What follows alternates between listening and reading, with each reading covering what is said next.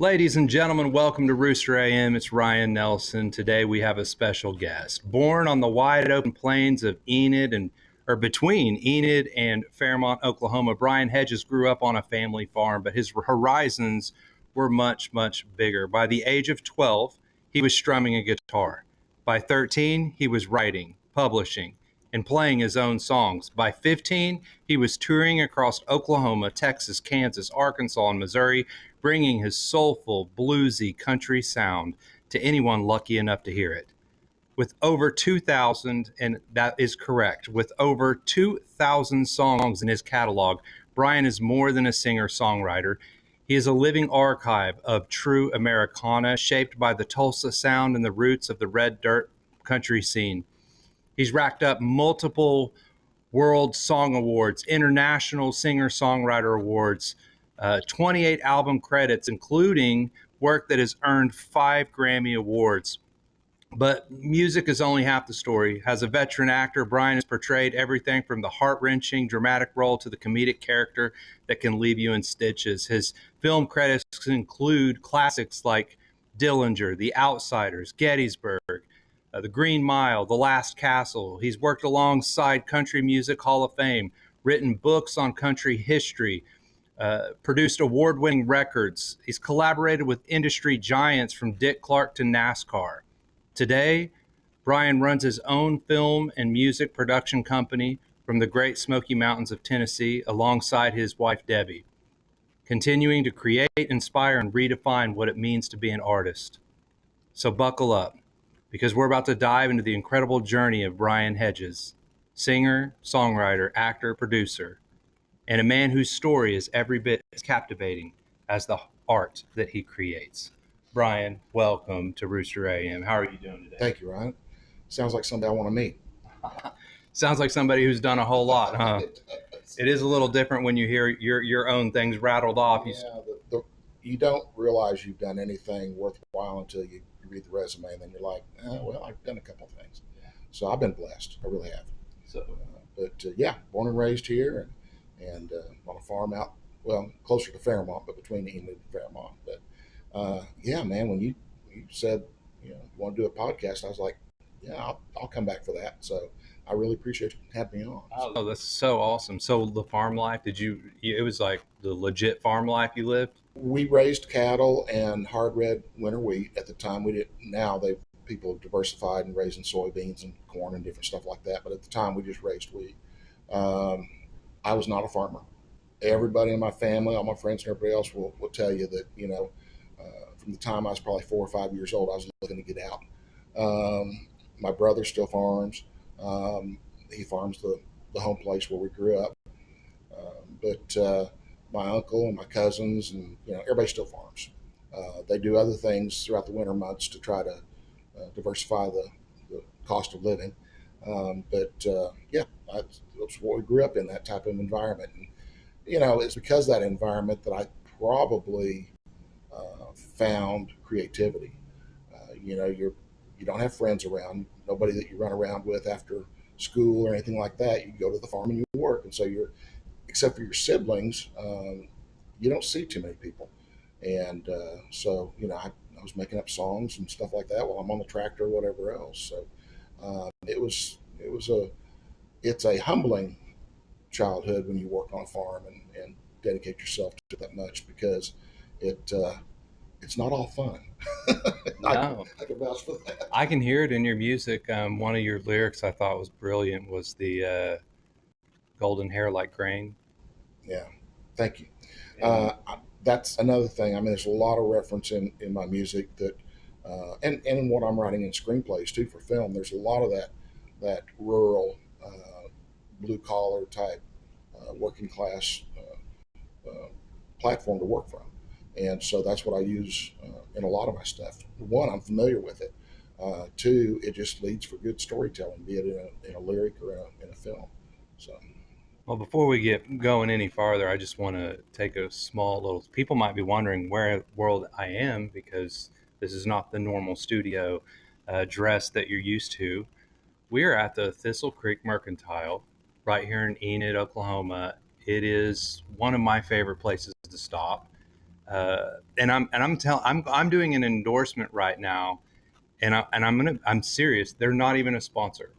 They have not paid me a dime, but I will give an honest endorsement to this place. First off, the couple that runs it are about as sweet as they come, and you know them, don't you?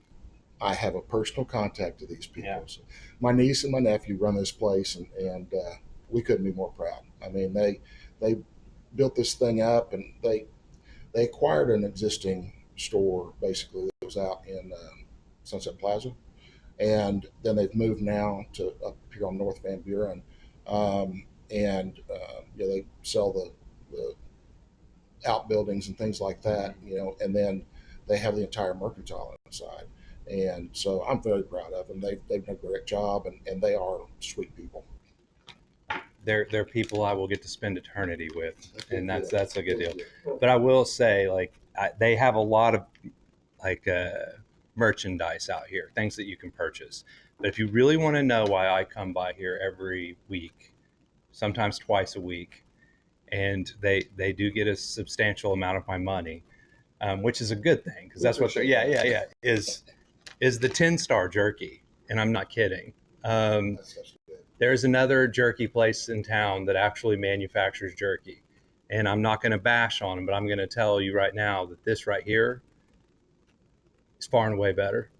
This is literally the best beef jerky I've ever tasted, and I'm not exaggerating. It truly is, and I'm saying that without a single dime. I came in here one time. He handed me a bag, said, "Try this out." I would rather, and I really think it's almost like a drug dealer. It is. Like he was like, "Hey, just try it out, just give it a go." And I'm like, "What crack cocaine did he put on this?" Because I keep coming back and buying it. It's a dry rub. Yeah, it's something about it is awesome, and I'm talking about it, so I'm going to open my pack anyway and eat. But yeah, for real, that's why we're here today. They're wonderful people, and I will just say, come down and support them. Yes, please, because it's anytime you start a business, it can be a little difficult to get off the ground and everything. But they are local, raised here, and have been here, a part of this community forever, and they chose to stay here too, and raise their family here, and open this business here. And I kudos to them because that's not an easy thing to do, and they've established a really cool place here. It's one of those places where you kind of get lost in it. You can always find something that you don't need, but you're going to go home with. Well, it's this Friday. I'm going to have a fun Friday fact about. That's a new thing I'm going to start doing is Friday fun facts, and one of this week's is going to be that my wife is not a basket woman; she's a cart lady, and that's when you come in here, bring a cart because you'll probably walk out with quite a bit. I'm certain you've noticed that as we're talking, my wife has been building a pile up here on the counter. Yeah. So, and we flew here, so it's going to require either buying another piece of luggage or shipping all this back. down. Yeah. Because well, you're a good uncle, aren't you? Yeah. Yeah. Well, let's come back here for a second. Yes, let's sir. go to your music. I mean, you've done a lot of incredible things, just artistry work in general. You're what I call like the Western or Oklahoma Renaissance man. You do a little bit of everything. You've written books, you've sang, you've produced, you've acted. Growing up, my folks will tell you I never stuck with anything. That's what the problem is. But growing up, was there a moment where you were watching something or seeing something done and you said, "Wow, I want to do art as a living, not just a hobby"? Yeah. The 1968 Elvis Presley 68 comeback. We had just, my great aunt had passed away. And so we had a little kind of an auction just among the family. There was probably 10, 12 people in the room. And so she had a color television set, which was really rare at the time. And so my dad and another cousin were bidding against each other, and Dad ended up with the color TV. The first show I remember watching on that color television set was the 68 comeback. And I've always, not idolized, but I've always been such a fan of Elvis. Came from nothing, uh, built up and stayed a very humble human being right at the time of his death. I mean, people, he didn't look it because he dressed weird, had the weird hair and everything else. and had this following around him that seemed strange, but yet he stayed a very humble human being. Those people that knew him, and so I was like, okay, if a guy out of Tupelo, Mississippi, that moved to Memphis, and if he can come from nothing, of course, I'm not comparing myself to Elvis Presley. He had the voice, he had the look, he had everything, but it gave me hope that hey, this is possible. And I was so blessed that a few years later, about the time I was 14, I discovered a cousin of mine, Herschel Tim, who's here in the Enid area. He played guitar. I didn't know that. And so, we'd go to their house for birthdays or whatever else, and I'd be sitting there in a chair right in front of them, just enamored with this whole thing. So I got my first guitar at 12 and took guitar lessons for a couple of years. We never got past, the little scale type songs, and I wanted to play Eagles. I wanted to play something else, and so I quit taking guitar lessons. And of course, the folks said, well, you're just going to lay it aside. You're not going to do anything with it. And that's when I discovered Herschel played guitar, and so we formed a band when I was 15. That band was called Country Pride. We were together for 15 years before I moved to Nashville, and it was all local guys that were part of this. Don Hirth, Martin Hirth, Alan Weber, Perry Stout. In the beginning, Perry's wife, Marilyn, who used to be Hedges, she's a cousin of ours, she played keyboards. And, Jim Hill. We had all these guys that were in this band, and we played quite a bit. And then probably about 91, I met Kent Unruh from Lahoma. We started playing music together. And so I had two bands going at the same time. And then we moved to Nashville in 93. Yeah, it's just, and the thing is, people don't realize how much talent has come out of this market, or how much talent was discovered in this market. When I say this market, I'm talking Enid, Northwest Oklahoma. I was telling you on the phone this morning, we were talking about it. Charlie Rich played his first gig, unpaid. He was stationed out of Vance Air Force Base. Played his first gig at the Oxford Hotel that burnt down several years ago. And you look at the Bamboo Club, all the way from Elvis to Garth Brooks. Everybody played the Bamboo. A lot of people played the Moose, played the Elks. There was City Boots used to be downtown. It was a Safeway store, and they converted it into a restaurant club. And the smaller area had a little stage. We would play there an awful lot. And then the big stage was for concerts. They bring names in. I mean, we opened up for Trisha Yearwood, and we opened up for Restless Heart. We opened up for, just all these people that came to Enid throughout the 90s, the early 90s. So when I moved to Nashville, I thought I'd just fall into that same crowd and start touring. But I was 31 years old at that time, and kind of behind the eight ball. There were people like Garth that would contact me and say, "Man, you need to be here." And I said, "I got a mortgage, I've got a job, I've got a wife, and I'm probably not coming out there." And then in '93, we decided to make that journey, and that's what put me into the area of like getting a job with the Country Music Hall of Fame, Country Music Foundation. We did all that stuff with all those things we produced. I've just been blessed. Every what I thought was a stumble was a step in the right direction. Right. And by any means, I don't think I had anything to do with it. It's got to be a higher power that gets me where I go. So, Talking about a higher power, how much of that do you tap into when working with your music or in your career? Usually I have one co-writer on my songs, and that's God. I've always given that credit there. Because I don't come up with these ideas. They keep me awake at night. But, it's being fed to me. I don't know where anybody comes up with inspiration other than through that. Because, if you're a painter, an artist, you have a blank canvas. I've always said, every song I've ever written 5 minutes ago, it didn't exist. Anytime you want to Oh, man, if I get started on stuff, that's The whole bag's gonna be gone by the time all we're done. it's going to be gone. Yeah. Go ahead. Keep going, sorry. But no, that's cool. I don't know where writing comes from, be it songwriting, be it screenplay writing, book writing, anything. Yes, you may do the research. Yes, you may put the legwork into it to make it happen. But still, that idea came from somewhere. And so you have to give credit somewhere, because I didn't just make it up. It had to come from somewhere. So Right. that's, you got to give credit where credit's due. God inspired you. You know? Yeah. Now, don't get me wrong. I've sinned a lot. I've made a lot of mistakes in my life, and I think that's just me trying to, stir the pot and try to make a name for myself. When really, if I just got out of the way, it would have happened. And that's exactly what happened. I got out of the way. So I ended up about a little over 10, 11 years ago moving to the Knoxville area, the mountains, and same thing there. I just, God said, scoot over. I'm gonna drive because you're doing this wrong. You're not getting anywhere. And I've achieved so many things without my help.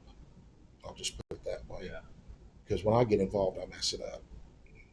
Hey, and welcome to the Club of Christianity. That's the club. Thank goodness for Jesus, because we've all messed it up and we all need Him. So that's good advice for people to hear.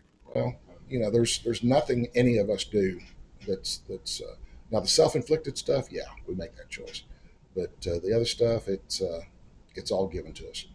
So I've been listening to your music. I love it. There's songs that I don't even know what would be considered your best songs. Like really, I don't know. I just kind of listened to them and I said, well, these are the ones that I just listened. Like She's Home, I thought was really, really good. Tequila Mockingbird was like probably the one I played on repeat the most. I don't know. You got something. There's that.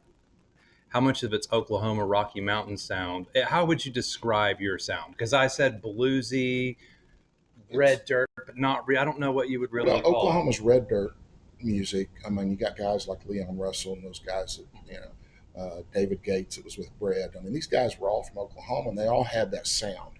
And the thing is the reason why, like Leon Russell and J.J. Cale out of Tulsa, that's why people like Eric Clapton was a fan and actually recorded a lot of songs that J.J. Cale wrote, like After Midnight and stuff like that. It's because it's a different sound, and it's hard to put your finger on it. Say this red dirt sound is something different because it doesn't have a genre. Right. It's like, dude, pick up the guitar, get on the piano, let's just play, and whatever comes out, that's red dirt. It's basically what happened. If you go over where I'm from now in the mountains of the Appalachian Mountains and the Smoky Mountains, they had the same thing, but they had what they call hill music. A lot of that was derived from Ireland and Africa, all these blended sounds that came together. And so here we had a different edge to it, and we were influenced by blues and rock later when it came along, Western swing. I mean, where you go to bluegrass over in the eastern part of the United States, and we have bluegrass here, but I mean, it kind of fermented this direction. The sound that we kind of had here was what was Western swing. Well, if you listen to an old Bob Wills recording, just instrumental, you can't tell if it's Bob Wills or, like, who am I trying to think of? Like the big bands, they had horns, they had strings, they had all this stuff that they put together, and it was this unique sound. Well, Red Dirt, basically, all these guys in Tulsa that started this thing, it is the same thing. It feeds off so many different menus that you can't put a genre to it. And that's what I basically write, because as you expressed, there's probably 3 or 4 different genres right there that you're talking about. They're coming to get us. I don't know if you can hear the sirens. I mean, you're wanted. Yeah. I mean, I just want everybody to know he's supporting the Pheasant Run hat today. Yes. Even though he's banned from Pheasant Run. Basically, I get thrown out of Pheasant Run. I'm not allowed to play golf, but still love all those guys. Maybe we can get you back in. I can always be a cat. I mean, you're rocking the hat today, so the hat looks really good today on my head. Yeah, I think I'll just keep it. So yeah, nope, they didn't get us. They don't know where you're at. They found another podcast. Yeah. When you write, is there because I mean, you've written 2,000 songs, and we'll get to the Grammys and all that here in a little bit. But you've written, you got so many awards. Is there a process that you go through every time? Or is it just? My writing style is basically, once I start, I stay with it. Usually, that's changed a little bit through the years. I think it's age. But I'd usually write a song in 10, 15 minutes. That's why you're able to get 2,000 songs. They're not all good. Very few of them are good. But you write because you're pushing that creative edge. Now there are times when and in my phone, I have song ideas that have been there for 10 years, you know, and I'll go back in sometimes and I'll say, I'm going to finish this one. And I never used to do that. I used to keep a little micro cassette player, a recorder, and a notepad next to my pillow in the bed because at 2, 3 o'clock in the morning, I'd be like, it's tough when you're married. So I'd have to sometimes go out into another room. But that's how I wrote back then. It was like, bam, I've got to get it all down. I'd write it in that short period of time. Now I actually will start something, and maybe I'm listening to the praise team at church, and I hear something it's like, oh, that's a cool chord. I'm gonna throw this one in here.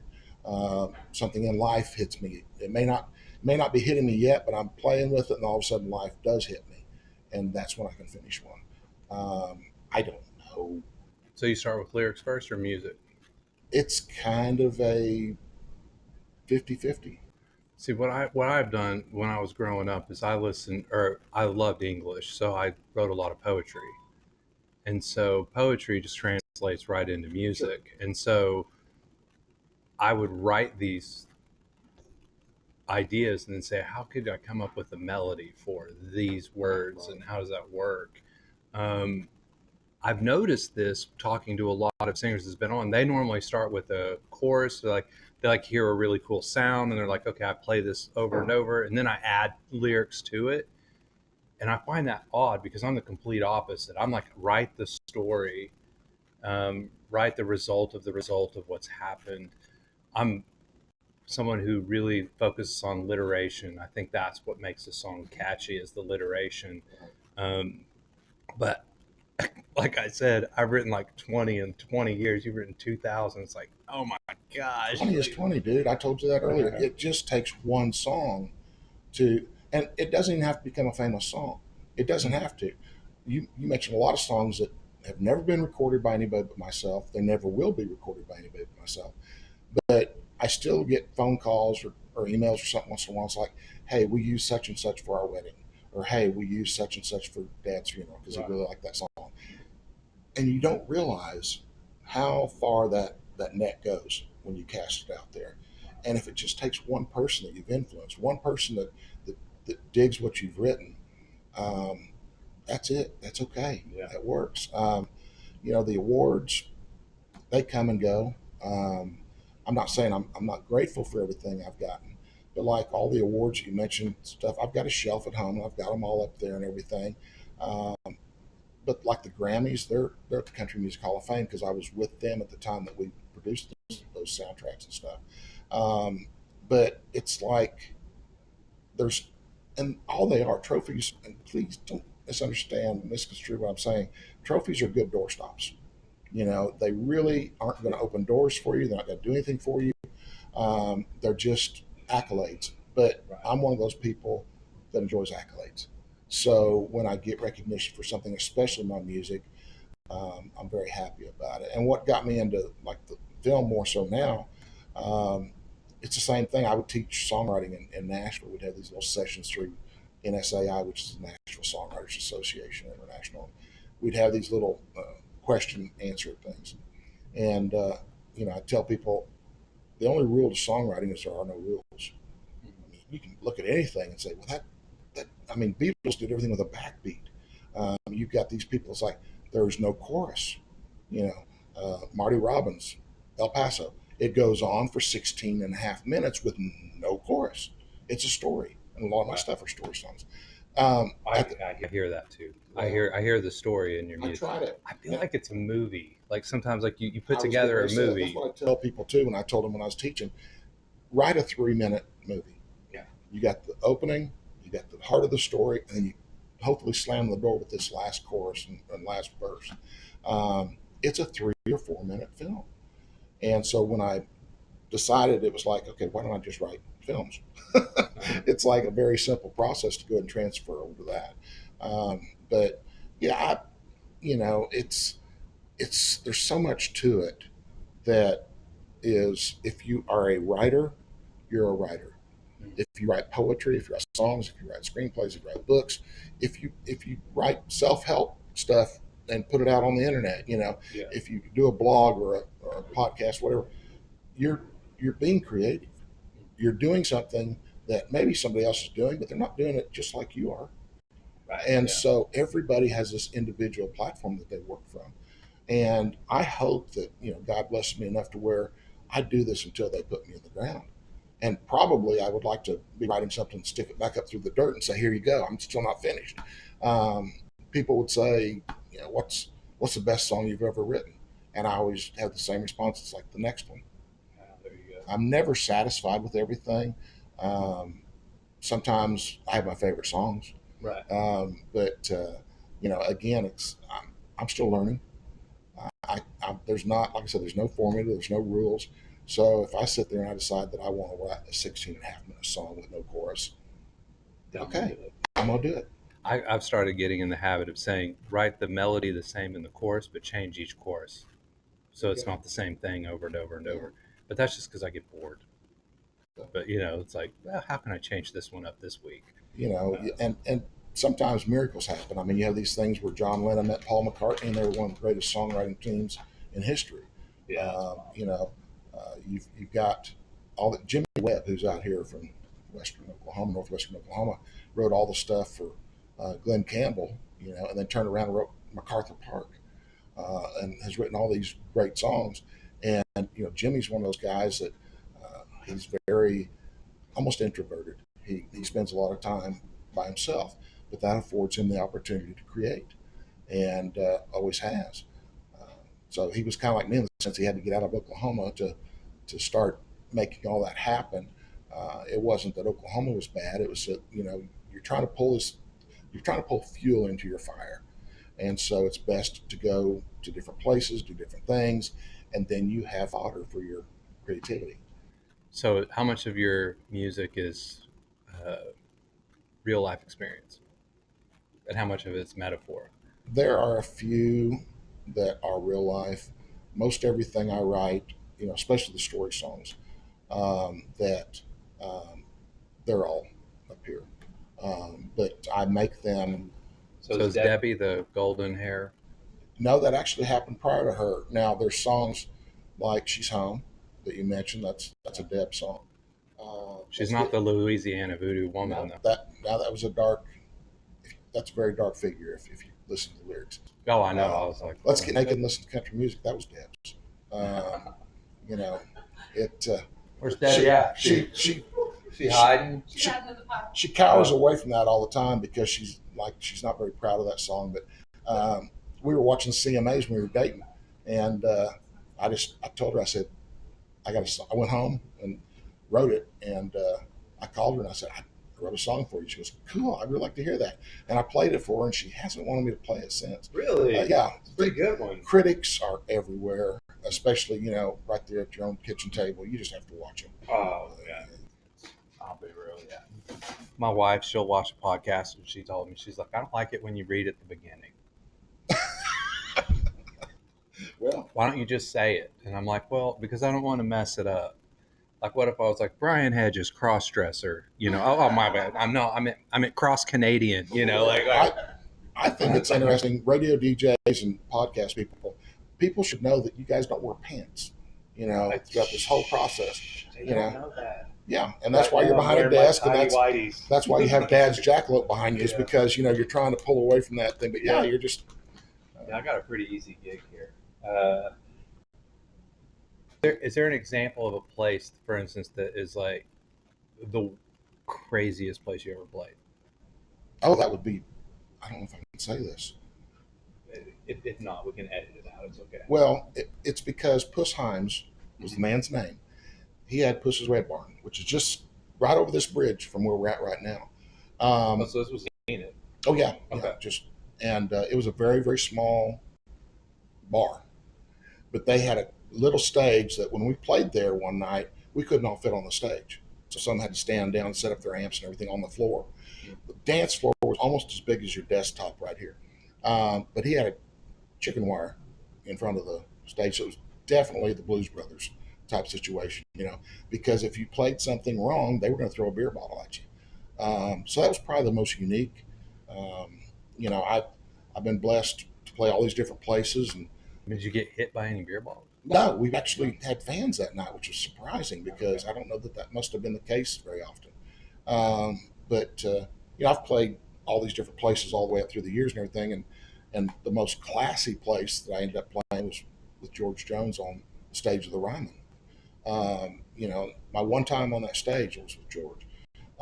But it's like there's so many different things that you get a chance to experience, and those experiences become music and screenplay for later on.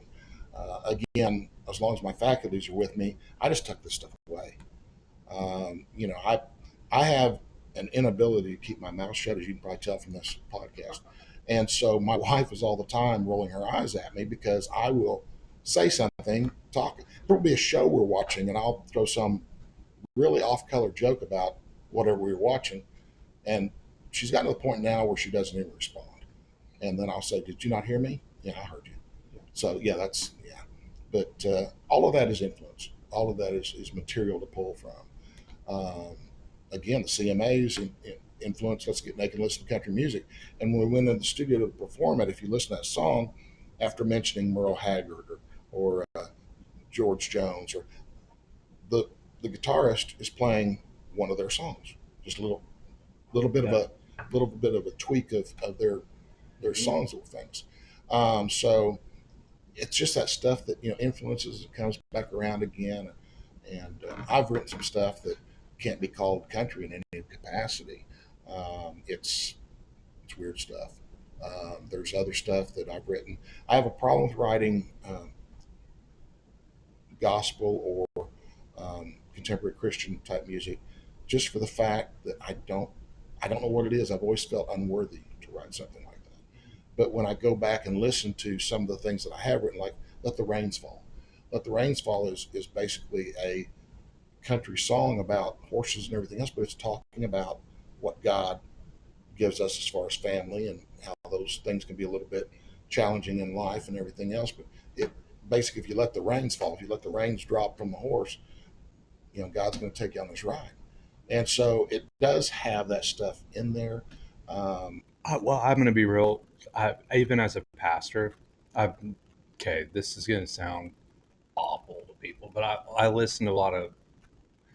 There's a difference between Christian music and gospel praise music. Like gospel praise music has its thing. I'm all about gospel praise, but when the Christian artist starts to make music, I sometimes think it's just garbage. Like it's just garbage. And I would rather have a Christian make music than a Christian say I'm going to make Christian music, because it doesn't translate well to me. Um, like what you were just saying, how there was God inspiration in it. I think more people will see that than you beating someone with it. And I'm all about evangelism in a way. Like you're going to reach more people, not beating them with it, Right. and letting them discover it as they're listening. One of Garth Brooks' songs, one of God's greatest gifts is unanswered prayers. Yeah. You want to talk about a song that truly teaches you a lesson? Mm-hmm. That song does.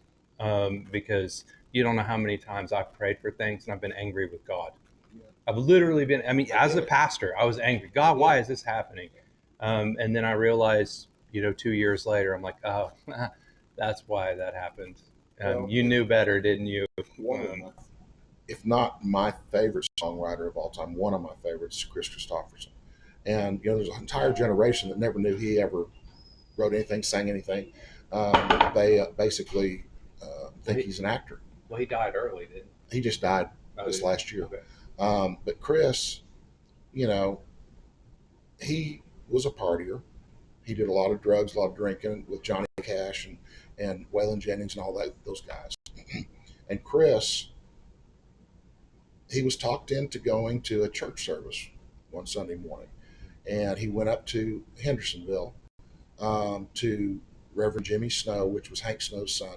Reverend Jimmy Snow had this little church, and a lot of the opera cast and stuff like that would go to it. Chris went there, and he was sitting there, and something hit him. He says he doesn't understand what it was. Something hit him. He left that church service, went home and wrote "Why Me, Lord," one of the greatest, what I call Christian songs of all time, because it strips him down. It doesn't talk about God is great, God is good. It's like, why me? Why would you come after this guy that's a drunk and a womanizer and a drug user? And it's like every one of us. Many of us don't go looking for God, but God's going to find us. And so, like somebody like Chris that was going through that thing at that time, turned right around and wrote an amazing piece of work that there's a few people that have covered it through the years. Nobody sings it like Chris. We were talking about that earlier. If you're going to sing songs, sing your own songs you've written, because I used to get the albums, and I'm the youngest of three. My sister is a little bit older than I am, and she would have albums of people that influenced me, like everything from the Bee Gees to Chris to everybody. Yeah. And I would always flip that album over what's playing. And I'd read the liner notes, and I'd read the songwriter credits. I'd say, who wrote this? And then, another song I'd love on another album, it's the same writer. And these guys were doing this stuff that's like, okay, I'm keying into something here that this person has a style about them that tracks you. Yeah, that triggers me. And so, the influence of like her music early on, and my brother too. Just stuff that, we had everything in LP form. We had, we had everything from hardcore country to, wasn't grunge at that time, but some pretty heavy rock stuff. I still remember that I'd be talking about Bob Dylan, and Dad was just so against Bob Dylan. He's one of those long-haired hippie freaks and everything else, until Johnny Cash had him on the Johnny Cash show. And Bob Dylan was cool. Dad said, no, Bobby Dylan's pretty good. He's like, yeah, Dad, been trying to tell you that for a long time. But, and that was, you had people like John Cash that were like, they kicked the door open for so many people because they didn't listen to the network. Mm-hmm. They didn't listen to the label. They said, no, I'm going to have on my show who I want to have on my show. Right. And that's where Bob Dylan stepped in, and Neil Diamond and all these guys that were struggling songwriters. And he put them on the show, and Chris Christopherson, all these guys, nobody knew their voice. They knew their work, but they didn't know their voice. And he put them on television right there in front of everybody and said, you need to listen to this kid. I have a Johnny Cash book that I was reading. It's got like all his notes and personal letters in it, and I was reading it, and he talks about how he said during this time, he said, my favorite artist to listen to right now is Bob Dylan. And you're like, what? Like Johnny Cash? It's Bob Dylan of all people. I love Bob Dylan's a lyricist, man. He can write. Yeah. He can write music. The only problem with Bob Dylan is like, man, I'm like, what did he just say? But I know it's good. Yeah. I don't think he ever sang any of the songs he'd written. I think he just got up there and but I got a Johnny Cash story for you. When I was with the Hall of Fame, we were recording people for different reasons. We had these exhibits where there'd be this audio video that like Garth and there was Vince Gill and all these folks that we were recording. But we did some audio captures. It was my responsibility to write these scripts and go get these people and say, hey, we want you to do this. And so we were doing the audio captures for the elevator ride, because it started on the ground floor and would go up to the third floor and then come back down. So we recorded Garth and Reba and all these people. Well, I wanted to record Johnny Cash doing, this is Johnny Cash and you're not. Welcome to the Country Music Hall of Fame, something like that. Yeah. And so tried to get them to be available. And John was going through some health issues at that time. They went down to Jamaica where they had a place.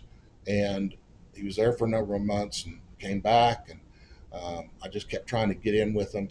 And finally, I was sitting at my desk at the Country Music Hall of Fame one day, and my phone rang, and I picked it up and said, Brian? I said, yeah. She goes, this is June. Oh, my goodness. And it was like, yes, I stood up. Yes, ma'am. And she said, he's ready. I said, when would you like to do this? She goes, oh, now. You have to do it now. And so the audio capture guy and myself, we went out to Hendersonville to the Johnny Cash house, which was legendary before it burned down, but it was just beautiful place. Went out there and went to the door and had our stuff with us and everything. And June opened the door and she goes, not going to happen. Just that fast, he had lost the ability to communicate like he wanted to. Mm-hmm. I said, well, thank you so much. We started turning around. She goes, no. He wants you to come in and talk, but he's not going to do this audio capture. So we went in there and we just, left our equipment and went in there and sat down. And so John was very attentive, very sweet man. There's only been 2 people in my life that ever scared the crap out of me so much I couldn't even, say anything. That was John Wayne and Johnny Cash. And so when I was sitting in Johnny's living room, he had that black Gibson sitting over there with Johnny Cash fitting on the neck, And so he was sitting there and he goes, well, what brought you here to Nashville? I said, primarily a songwriter. I'm too old to be an artist now.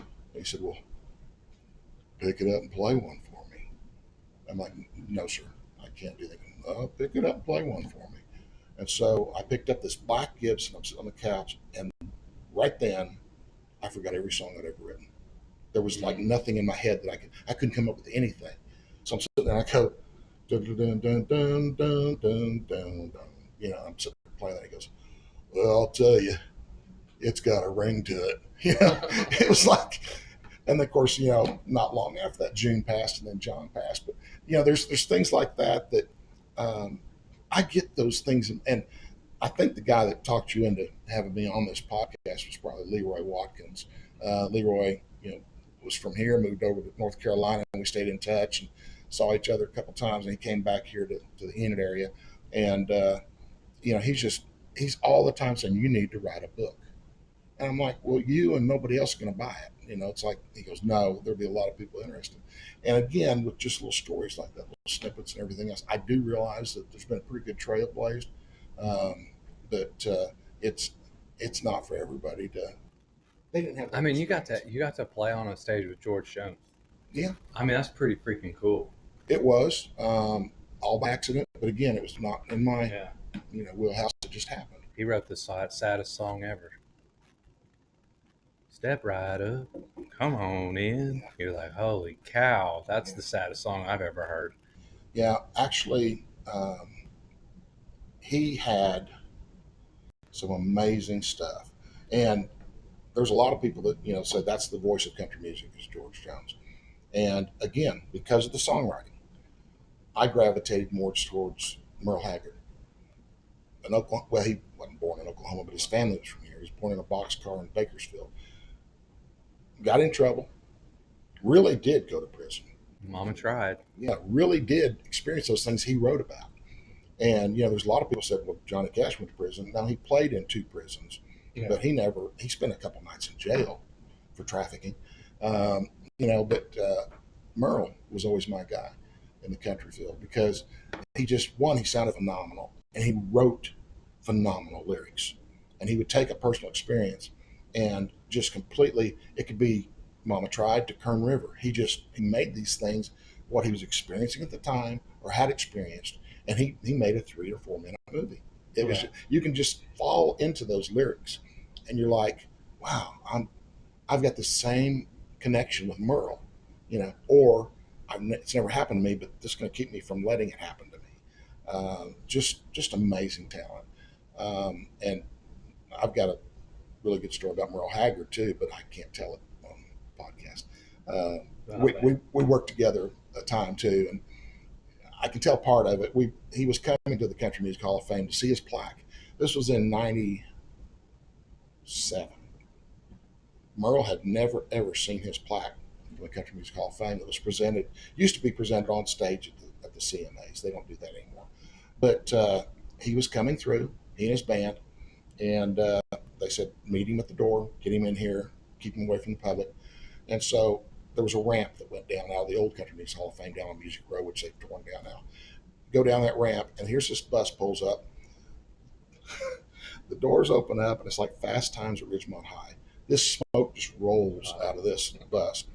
And, everybody's getting off the bus, and, they're glassy-eyed, shaking my hand, everything else. Here comes Merle.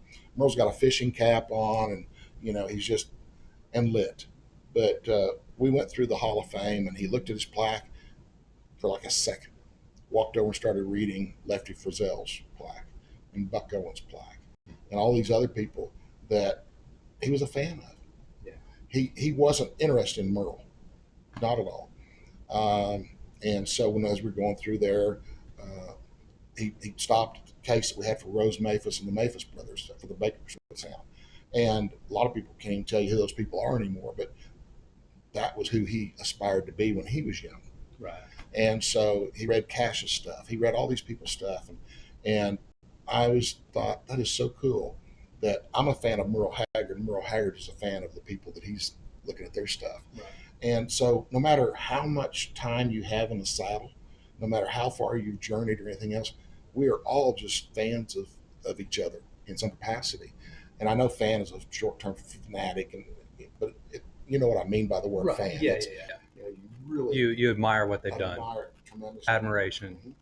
And so there's so many things that you can play off of. If you go to a Lefty Frizzell album, you can hear the influence on Merle Haggard. Even though Merle talked about the things that actually happened, the sound, the style, it was all patterned after that. Elvis Presley, huge fan. Garth Brooks, you hear a lot of James Taylor. You do. The influences. Like you hear straight melodies that are James Taylor inside of Garth Brooks music. Yeah, you're sitting there, you've got this, you know, and I'm sure when they went in the studio, Garth was like, play this riff like this, or I'll play it, because it is a James Taylor influence. But you know, Elvis was a fan of, you know, all these people that were, you wouldn't even think, you know, Johnny Horton. He was a fan of Bill Monroe. Blue Moon of Kentucky. Bill's style was Blue Moon of Kentucky, keep on smiling, you know. And that was like, oh, say the Blue Moon of Kentucky, when you keep on. It was influence. It Right. didn't matter that it wasn't the same it wasn't sound. rip off. It was just an influence. Yeah, Like, just- yeah. Oh, you're not gonna. There's nothing new under the sun. No. Like so. There's only so many notes. Yeah. There's only so many words. How you put those together makes a different sounding song. Yeah. And you know, there's a lot of stuff out there that's made it famous, big songs, and I'm like, how did that ever get through the screen door? You know, it doesn't make sense that ever became a hit. But to somebody, it was a hit. Right. Or otherwise it wouldn't be a hit. A lot of times, even to this day, a lot of money is put behind a single.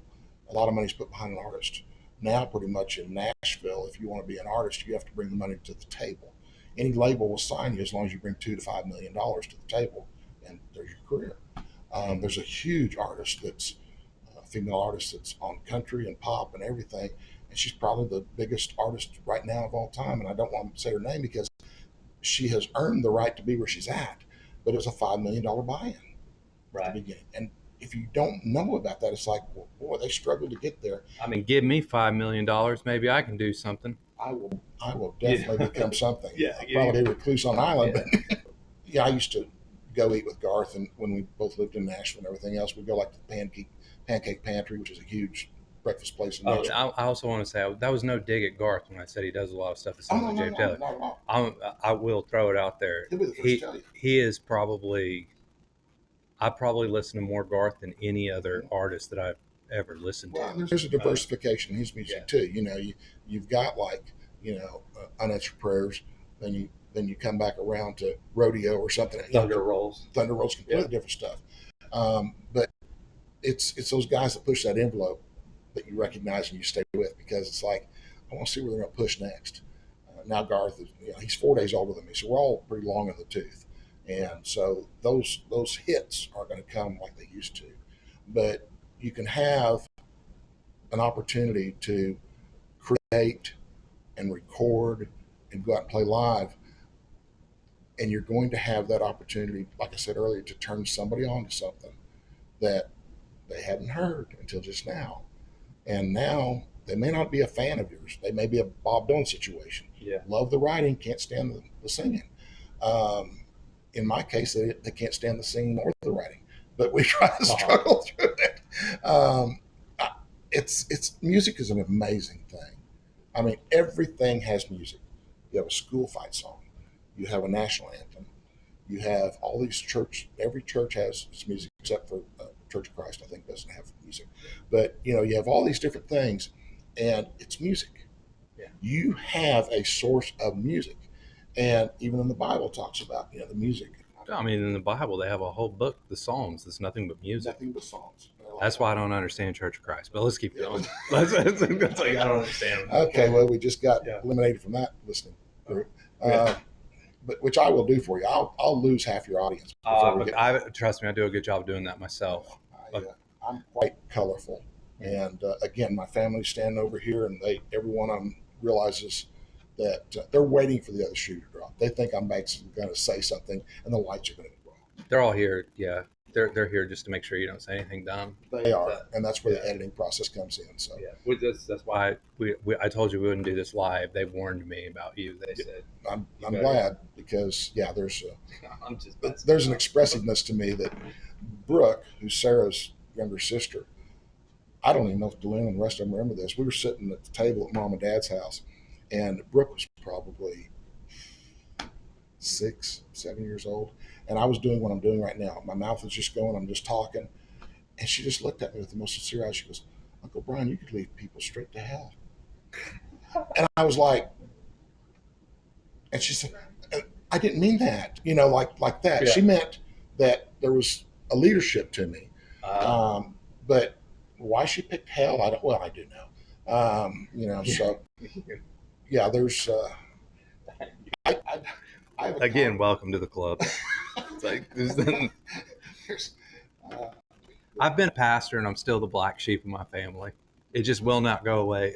That shadow will follow me forever. I have been known to empty entire arenas by stepping on stage. I could do the exact same thing from the pulpit. I could empty a church real quick.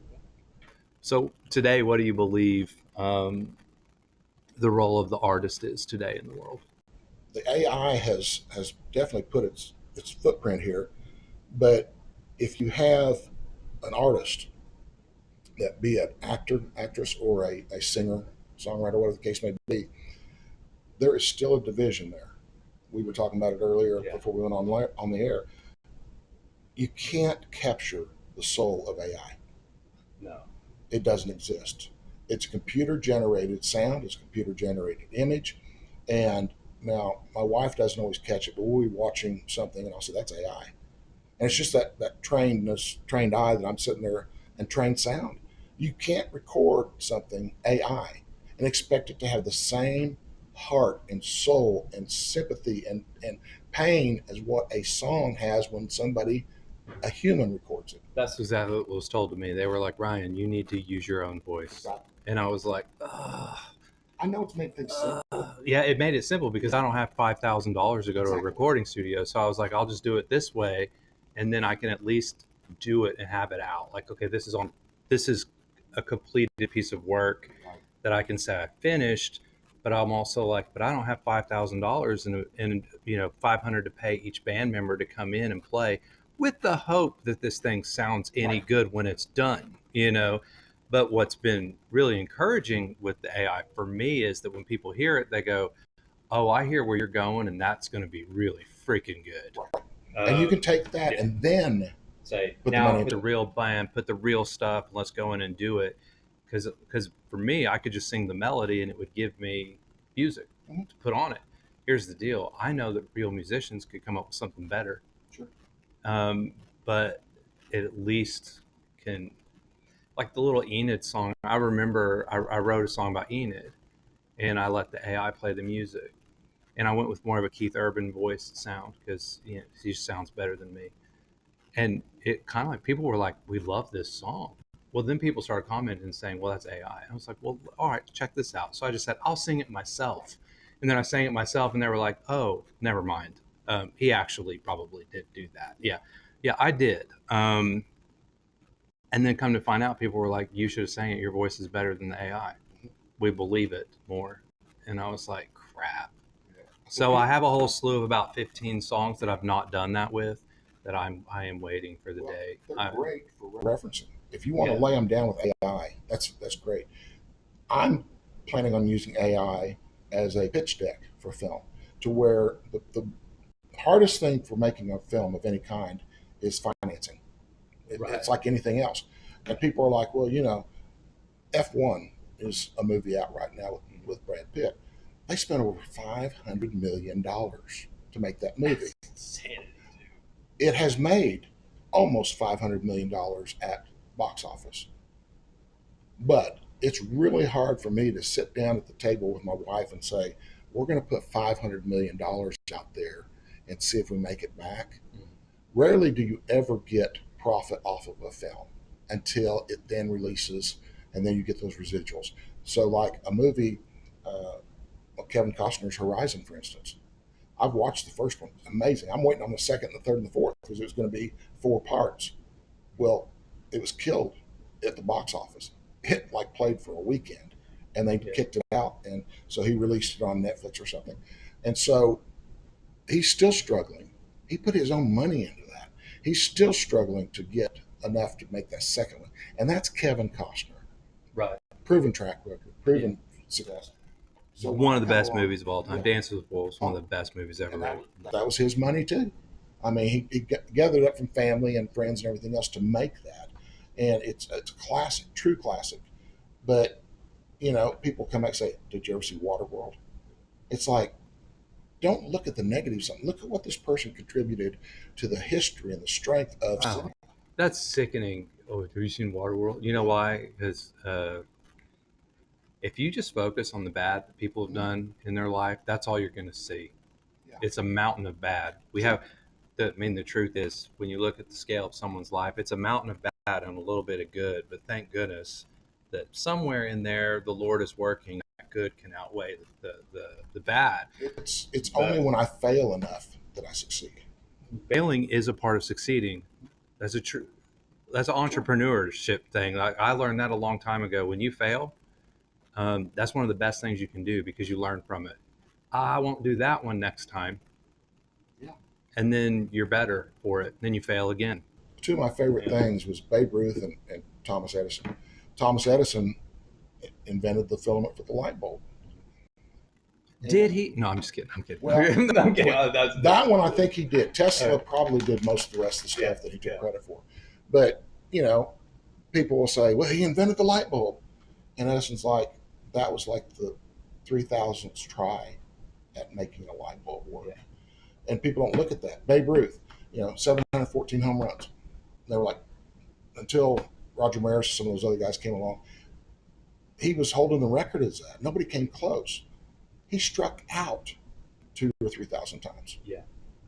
We don't focus on the strikeouts. And really, if you think about it, in today's baseball, he'd be a 7-hole hitter with that many strikeouts. Yeah. Yeah. And again, you can pertain to steroids, you can pertain to money, you can do all these different things. But the fact of the matter is that if you're going to succeed, prepare to fail before you ever get there. And you may not get to the succession that you wanted to. You may not be able to finish out like me. I want to be a star. I want to be an artist. Okay. And I was always background singer for pretty much everything. Both bands I played with and everything, I was background. Went to Tennessee and we go do writers' nights and everything else. And I did lead on a couple songs. Most of them I was doing harmonies.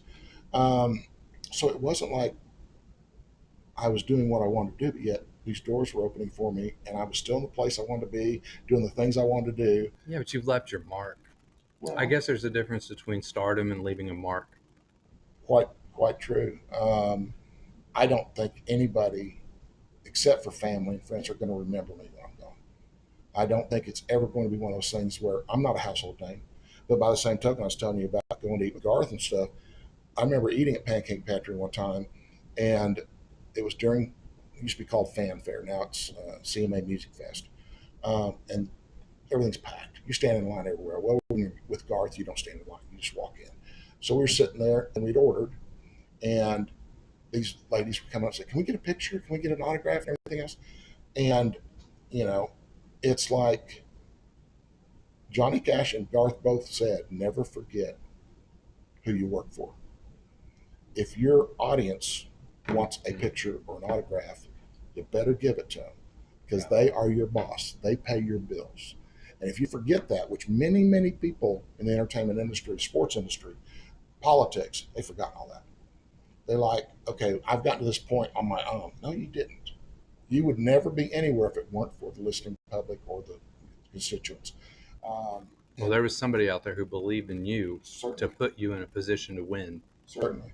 And so everything I've accomplished, even though it may not be what I wanted to set out to do, um, it has been given to me by God and by the people that you know. I'll post a song on Facebook or something, and I may only get 2 or 3 responses from that song, but there's a couple people that every time I post a song, they're like, "Man, I love this. I love your music." Okay, I guess when I go, I've succeeded because I've turned somebody else onto something that was mine. I generated this. I never had kids, um, so my songs have always been my kids. And then when I married Deb, she had a son, and so now I'm a dad for the first time in my life. And if everything goes good, I get to be a granddad. And even though genetically I'm not his father, and I'm not going to be the grandfather bloodline wise, those babies are going to be mine. I mean, and so for everything that you do, you have a reward of some kind. Sometimes it's just getting out of bed. Sometimes it's just, got a lot of friends in the entertainment industry that have been drug addicts and alcoholics, and they've kicked it. I have more respect for people like that have overcome some debilitating situation. There's a lot of people that have had uh, bad situations with molestations and things like that as a child. Now, you can become a victim. You can stay in that mindset and just cry in your beer about all this stuff, or you can buckle up and change somebody else's life because you have been there. And that's where hopefully what I leave behind is that I've been there. And if you want to talk about it or see what I've accomplished here, maybe it'll inspire you to do something. I'm not going to get millions of dollars for anything. So the money's not the issue. It's that it's that cancer that's inside of you that makes you keep wanting to do this stuff. It's the mayor said it great when he was on the show here. He said, "I have more respect for a man who falls down and gets back up than a man who's just up." Yeah. It's always does everything right. The golden child. No, I like the one that falls down and gets up and keeps going. Um, My sister will agree. Our brother was the golden child, but is that true? Is he the golden child? but no, and that's the thing is there are a lot of things where um, you can you can stay in the muck and mire or you can step out of it. My grandpa Simrod used to say, if you dance around it long enough, eventually you're going to step in it. And that's my philosophy for my life. I have stepped in it all the way up to my neck, probably above that. I shouldn't be here. I shouldn't be out of prison. I shouldn't be anything. I have made those mistakes. But yet, through God and through self preservation, I guess, fear of failing even more, I've accomplished some things. It's not the full gargantuan accolades. And, when I walk out of the house, I have my cape and they roll the red carpet out and the limo pulls up. But, you know, I didn't have to worry about things like Garth did. When he quit playing music, it was to raise his daughters out of fear because Sandy, his ex wife, had already been kidnapped and went through a situation there. He didn't want he didn't want those girls to be in a situation where somebody comes and gets them out of school or whatever else they are kidnapped. Um, there's stories there all the time about real life, and unfortunately, sometimes real life is very very difficult.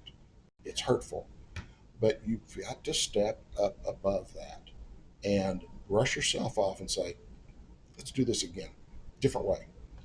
Let's try this a way that works better for me and maybe works better for somebody else that's struggling with the same thing. Um, I'm not anybody's mentor. I'm not anybody's pastor. I'm not anybody. Buddy, I've been there. You know, probably if we had a conversation, you'd be like, well, I really screwed up this time. I did this and this. It's like, I did it better. Well, I don't know. We could probably compare stories. Like, I'm not the normal pastor. Let's just say that. Like that, I'm the one that people say, okay, I can come to him because I know he is not going to judge me where I am because he's done things even stupider. And I have. I'm known to do dumb things, and a lot of it is because well, that's a different story for a different time.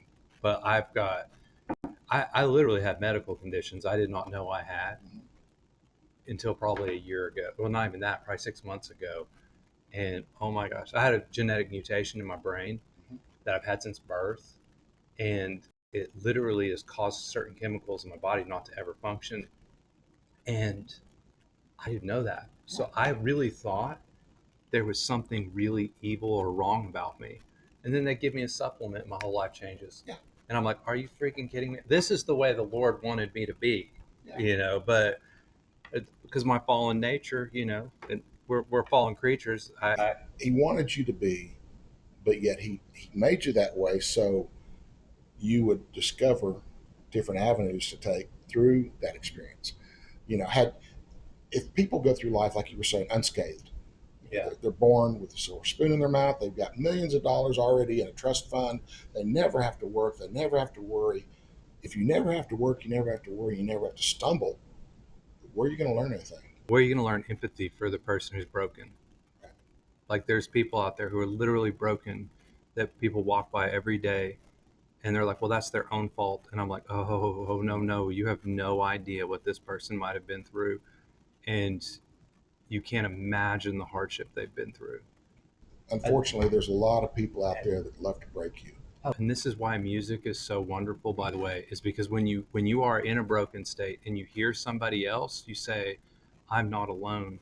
That's why I've written a couple songs where I've gotten like total people like, why would you write that? That's so unchristian. No, it's not, because a Christian's been in that situation, and someone right now might need to hear that exact same thing. Exactly. And there's nothing wrong with it. Not at all. Because if you listen to David, actually go read the Apostle Paul. Oh, yeah. I mean, he says a couple things where you're like, dude, he said, you either cut it off.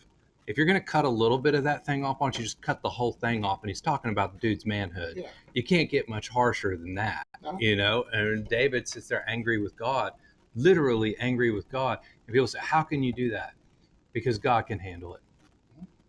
But I'll tell you what, there's a guy on a street corner, there's someone who just got divorced, or someone who just got heartbroken, someone who just lost their job and don't know how they're going to make it the next day. And then they can hear that you've been in that same situation. They don't feel alone. Yeah, and that's the whole thing. The loneliness of it. That's what takes people to the street. That's what takes people to the grave from the street.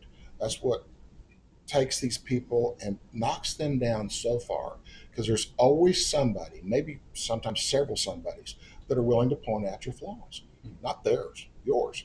And so, I mean, just like being from here, I never would have imagined. Now, when I was a kid, I wanted to go to one of two places. I wanted to go to Nashville or LA. No, I wouldn't want to go to LA now, but at the time, it's like I want to go make movies or I want to go make music. And it ended up where I made movies here and there and stuff like that, little, just extra parts, nothing major. And then I ended up in Nashville for 23, 24 years and was making music and sitting down and working with. When we grew up on the farm, we had this Case 930 tractor. And on the fender, Dad had bought this radio. It was an actual exterior. All it had to do was hardwire to the engine, had an antenna on it. You could pick up WKY in Oklahoma City or KVOL in Tulsa. And so the people that I listened to on that radio, at the time it was AM. So you had country songs mixed in with rock songs and with pop songs. There was no format. They just put everything on the radio all day long. And it's amazing to me how many people I listened to on that radio as a kid and couldn't wait to get out of here, couldn't wait to get off the farm to go do something phenomenal and be somebody that everybody would look at and say, Owen K. Garrett's running down, let's make a Brian K. Hedges street. I want to be famous. I want to be something. But so many of those people that I listened to on that radio, on that tractor, I worked with in one capacity or another. I sat down and I wrote with them. I worked with them at the Hall of Fame. I've worked with all these different things and all these different people. Some became friends. Some became real friends with me. And I'm like, how did this happen? Yeah. And it's just unbelievable that you ever make those steps and get an opportunity to do things, because I'm not worthy of it. I don't know why it happened. But again, I guess that was the feeding of my ego that God gave me. It's like, okay, I'm not going to let you be a star. I'm not going to let you be this big name. I'm going to let you hang with them and find out they're people too. You'll be able to help them Yeah. and do things to Yeah, I mean, you're leaving your mark through their stuff. I mean, let's for instance, you helped on the producing of the "Oh Brother, Where Art Thou," which won Grammys, 3 Grammys. which helped people who were on that album become somebody special. Yeah. And you were a part of that. Yeah. And that was experience too, where again, because of where I was working and nobody else wanted to deal with it, they're like, take T-Bone Burnett and go listen to the archives and find some music. T-Bone was looking for oldie type songs for that film. I was talking on the phone earlier. Um, there were songs that he landed on, but he didn't like the sound, the production. Dr. Ralph Stanley, big gospel and bluegrass artist. Dr. Ralph is gone now, but he actually in the movie, uh, his voice is the one singing "Oh Death" when the KKK is burning the cross and everything else. Um, but Dr. Ralph didn't have that sound that he wanted for "Man of Constant Sorrow." Uh, so Tominski, who was actually a guitar player and harmonizer with Alison Krauss, they were like, let's have him do it. But we went through all of these archives of music, which is the largest music collection in the world. And we went through all this stuff, and I mean, weeks of day in and day out going through music. And we landed on those songs that he wanted to use in the film. And so every one of those songs is an old song, reproduced new. So in reproducing all of that, Dan Kaminsky, we won the Grammy for that, for the vocals for Man of Constant Sorrow. We won Best Soundtrack. We won, what else did we win? Three Grammys for that show.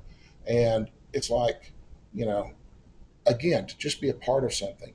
Was my name on the movie? Was my name on the recordings? No, it's not even on. If you get the album or the CD or whatever else, you're not going to find my name down in there. Some of the books that I've been a part of and everything else, my name's inside the cover. It's not on the cover, but we're a part of it. And things that came to light from something. I mean, I still want to watch a Brother Rock though. I still do. It's one of those movies. Yeah, wow. And it's completely it's a parody. I mean, plagiaristic all the way from Homer.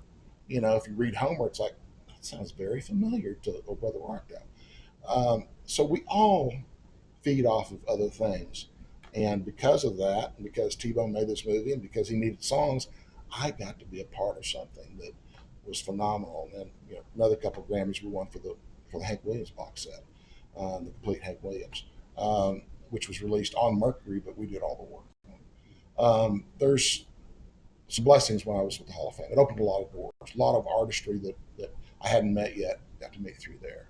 And so many of those people are gone now. But it was a blessing that I got a chance to work with them.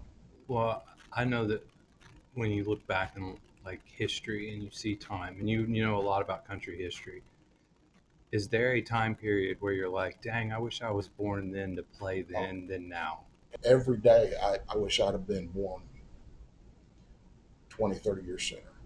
There was the 70s is my era of pop, rock, country, everything. I just love it. And that's a lot of my style in writing is the 70s singer-songwriter type stuff.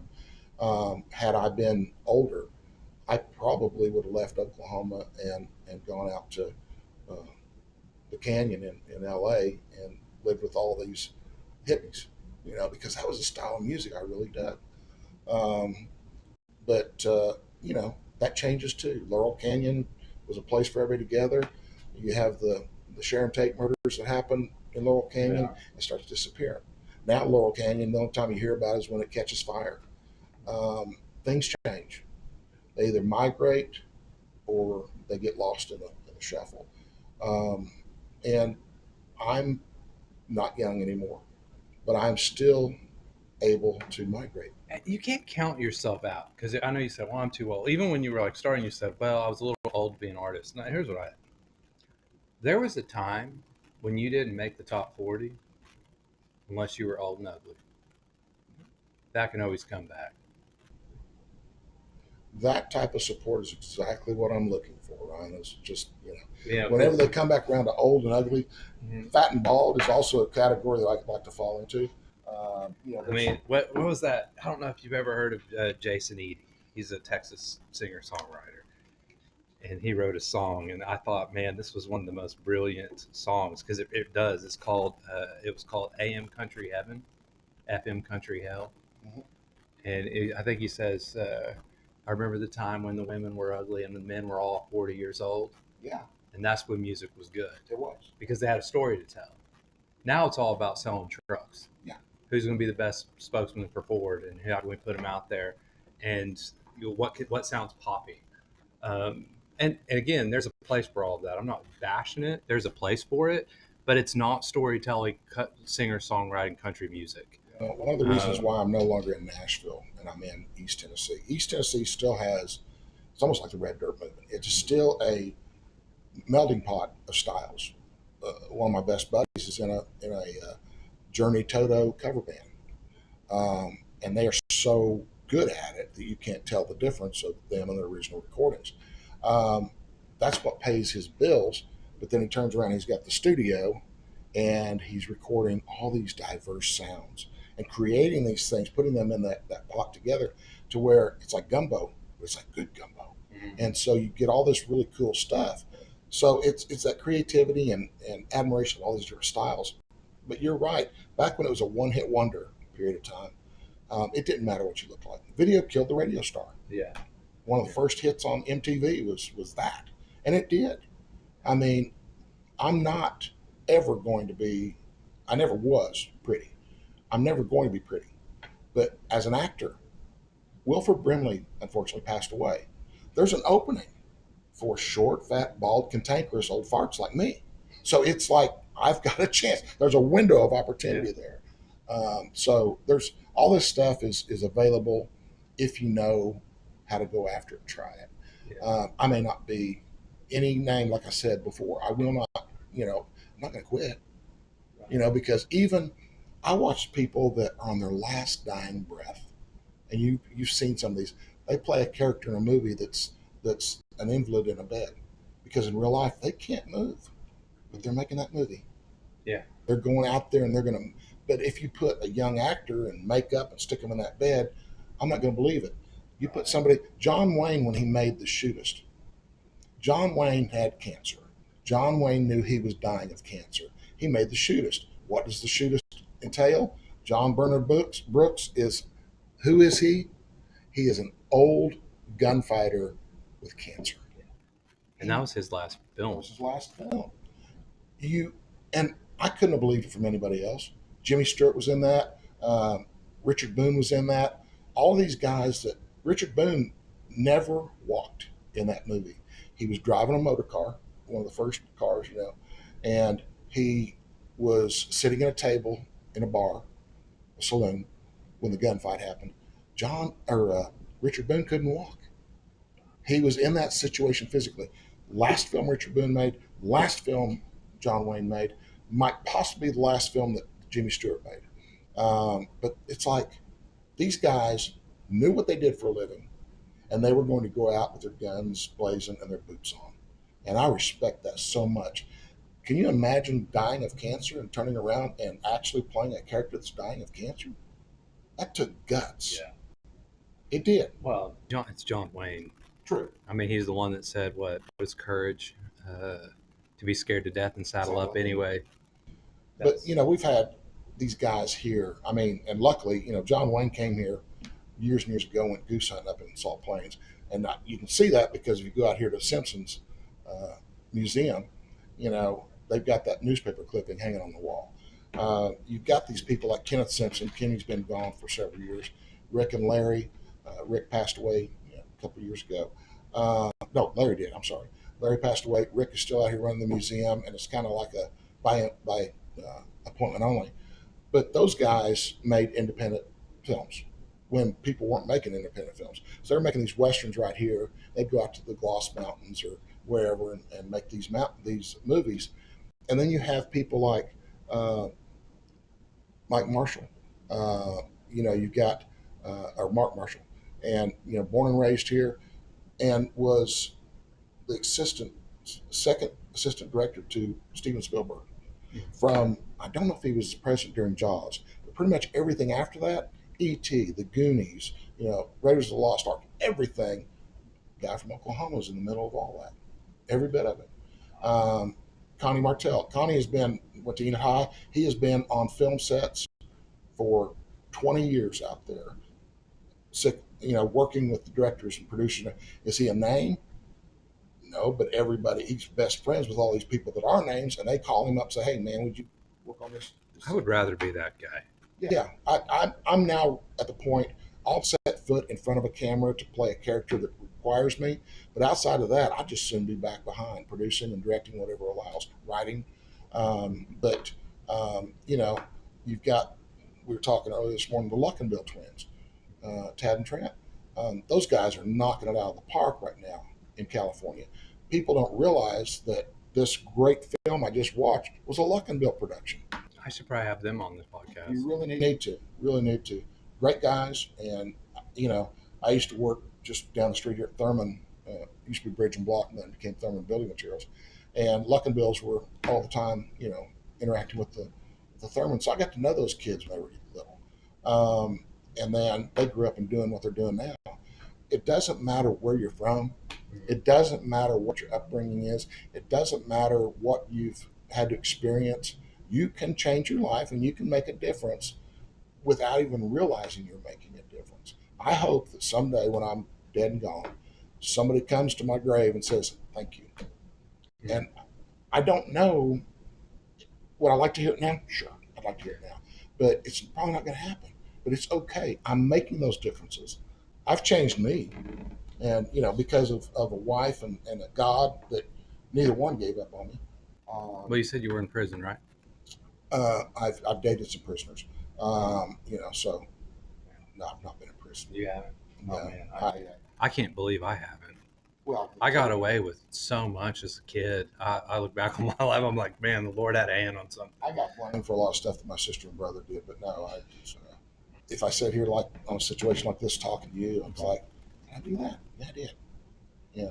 So it does slip your mind, that you've done these things. Well, we went for a little bit. I had to take a small break. It was me. It wasn't him. I was like, I have to go to the bathroom, and so I did. We're back now, and we're gonna have a little fun. First, I'm gonna ask a couple questions here, Brian. One is there anything coming up that you're doing? I mean, I've noticed like I go on Spotify, I can listen to your music. Um, the signature songs. Mm-hmm. That's the one I've just kind of listened to over and over. I mean, those are all really. Is there a reason it's signature songs, or is that just what you titled it, or are those like some of your favorites that you ever wrote? Kind of both. I mean, signature songs is basically, that's why my signature's on it. It was that plus it was the fact that some of them have been released on previous recordings. Most had not been. So this was an opportunity to showcase some of those new things, but put them all on one album and it's any opportunity, as long as the wife will let me spend the money, any opportunity to make an album, Mhm. I can fill one up. Let's just go in and record. But all the stuff that I've recorded in past years and everything else, I go back in the studio and accompany it to my new voice, and because it has aged, Mhm. it may have aged better or worse, but it's aged and it needs to sound like that in case I do go out and play a live show. It I don't matches up. Yeah, I don't want people saying that was a computer. I don't want to do the Milli Vanilli thing. Right. Yeah. Actually, that inspires a question here. Look, we're kind of going off a little bit. I loved the album concept growing up as a kid. Now it's basically single, single, single, single, single. Is there more money in just launching the single? Is that why they do it? Downloads. It's all. It's not. It's not a piece of art, like a working art anymore. Go drive a new car. There's not a CD player in it anymore. Definitely not cassette players. So you've got just the HDMI to plug your phone into, and it's all downloading off the internet. Don't you miss the album concept? I love the album concept. I never released. The first time I recorded, I was in college at Tonkawa at Northern Oklahoma College before I moved here to Enid, and went down to the Civic Center Music Hall in Oklahoma City. A buddy of mine drove me down. It was snowing like crazy. He had a Datsun 280Z, and we drove back, and ice was banging up. The car was bouncing on ice. But we went down there, and there was a studio inside Civic Center Music Hall, and I booked that studio to record 2 songs, front and back of a 45. that was when I thought if I could do a 45, I've made it. Nobody told me that you have to make thousands of 45s and sell those 45s to make your money. I just did it because I wanted to do it. Right. Vinyl is still the warmest, most beautiful sound that you can listen to. CDs got to the point where the human ear couldn't even hear the difference. Now, with all electronics and everything computerized, generated, um, there's nothing close to that warmth of what you had on vinyl. And there was also the concept of it telling a story. Each song kind of flowed to the next song. You almost felt like you're missing out if you don't hear all 10 songs or all 12. Now it's one song, and that literally people will be like, this is all I know from this artist, but I love this song and I'll put it on my. I think it's really people just create their own playlists now. Well, it's like we used to make Yeah. mixtapes. Yeah. Now it's all you just digitally download it, and they're going to make the companies like Spotify and Apple and all these other. They're going to make millions of dollars off your stuff. You're going to make it at the end of the year. You're going to make about 5-6 cents. Yeah.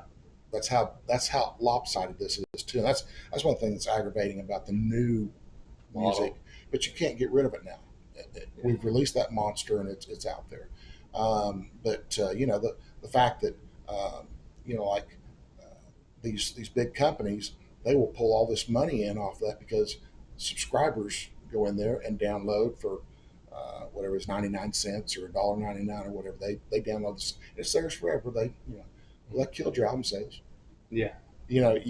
Everybody used to, you run to the record store as soon as something came out. You'd buy that 45 or you'd buy that album. And like you said, it was a work of art. You would take that.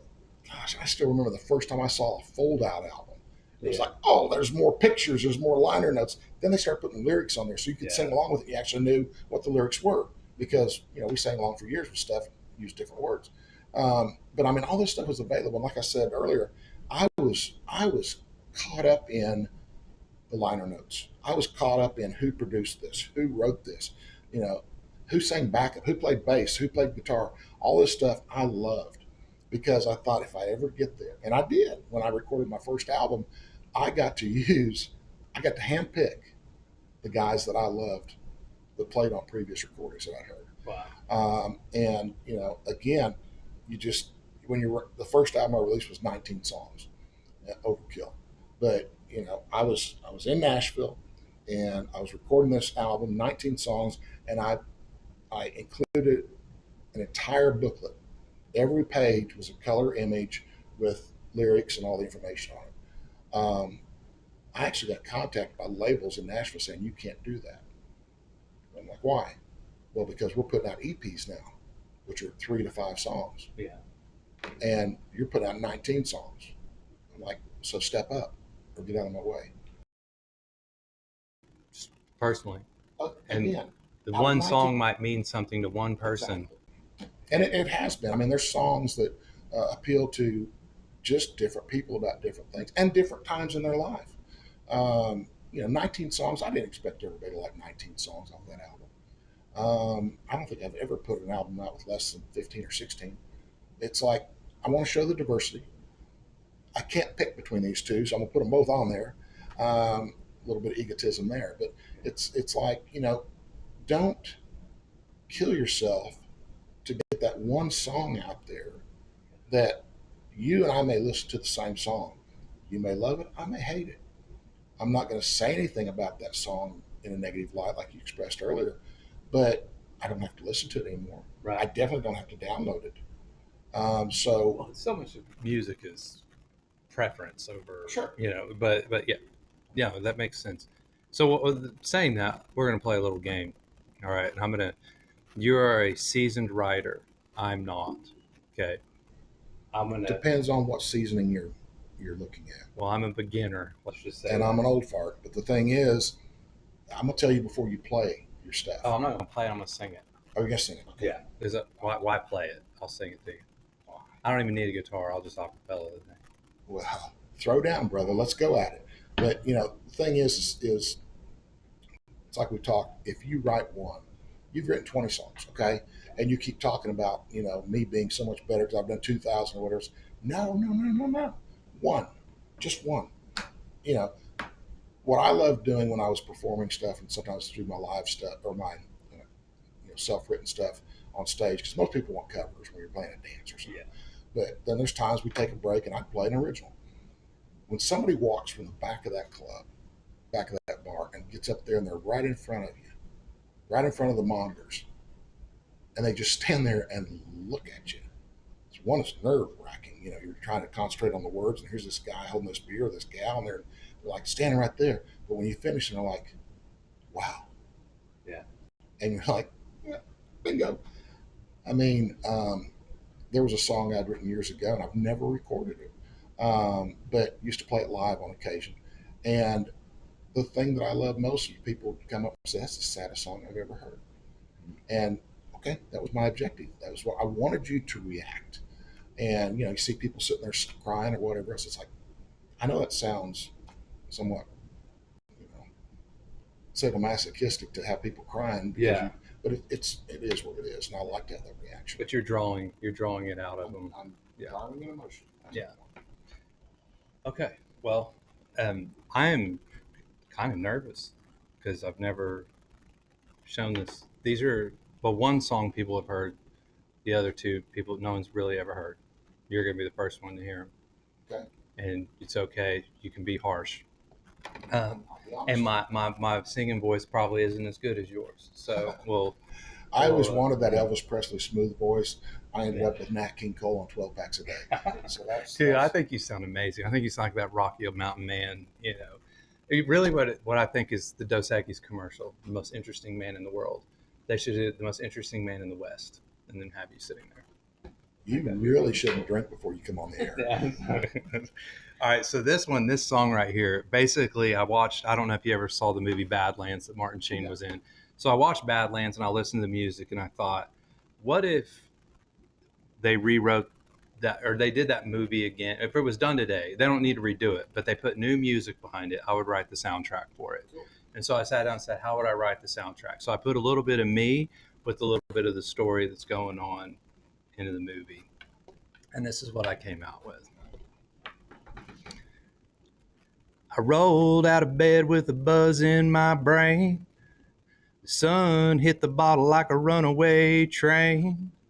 Her note on the table said, don't wait for me. So I loaded my 38 and let the demons run free.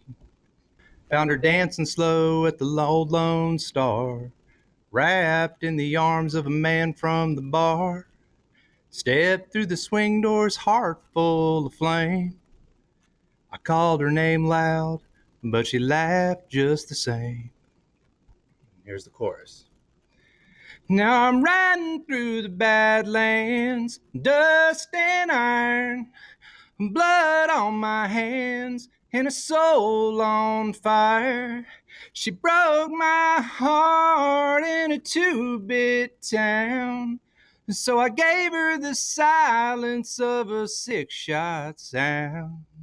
And the devil's riding shotgun next to me with nothing but a bottle and a memory.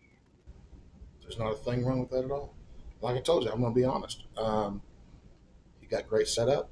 You got heavy storytelling chorus and lines leading into it. Again, if you can listen to a song and picture what's happening, damn good writing. So, and I went with you on that entire journey. So, I sang a little higher than I normally would have. well, Tried to be impressive. But shorts are probably too tight. So, yeah. Because it And I rolled out of bed with a buzz in my brain. That probably would have sounded better. sounds great. All right, so we'll skip the rest of that. We'll go to number 2. This one is this is a song that I wrote that I was going to do for church. But I realized it was probably a little too edgy, but I was okay with it. So I'm going to probably sing it at a church sometime. So this is more of a gospel song. He's the first in the pew with his hands held high, speaking in tongues with tears in his eyes. But Monday rolls round and he's back to the game, throwing stones at the lost while he's calling their names. He'll quote from the book about the prodigal son, but cross his old neighbor and he'll come undone. Turning grace into gossip, throwing dirt in the rain, like he never once knelt in his own guilt and shame. But the true measure of a man ain't the words he prays with folded hands. It's how he walks with the broken down when no one else is around. It ain't how he talks to Jesus, it's how he treats Judas. Yeah, it's how he treats Judas. Good stuff. I, you know, I think this is personal, so I'm not trying to get people up in arms and come in here and start burning, the place down. I think Judas needs more credit than what he gets. Everybody's like, "Oh, Judas, he betrayed Jesus." Yes, he did, but had he not betrayed Jesus, we would not have had the crucifixion. We would not have him rising, up into the heavens after 3 days.